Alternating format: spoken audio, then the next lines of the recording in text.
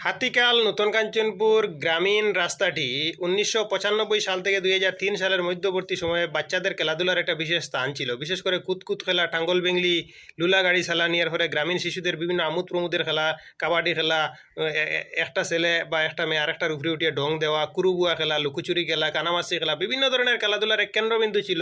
আমরা সেই সময়টা হারিয়ে ফেলেছি, বিশেষ করে 1995 থেকে 2003 সালের মধ্যবর্তী সময়ে আমাদের বাল্যকাল কেটেছে হাতিকাল নতুন কাঞ্চনপুর গ্রামীণ রাস্তায়। তখন যানবাহন চলাচল অত্যন্ত কম ছিল, যানবাহন চলাচল প্রায় চলতোই না, বিশেষ করে মোটর গাড়িগুলো চলতোই না। বাইসাইকেল মাঝে মধ্যে চলতো, তবে মোটর সাইকেল অত্যন্ত কম চলতো, মাসে 2 মাসে চলাফেরা করতো। যখন বাচ্চাদের খেলাধুলার এক কেন্দ্রবিন্দু ছিল এই গ্রামীণ রাস্তাটি। আমাদের সেই ঐতিহ্য আজ হারিয়ে গেছে। আমরা বর্তমানে আধুনিকতার দ্বার প্রান্তে এসে পৌঁছে গেছি।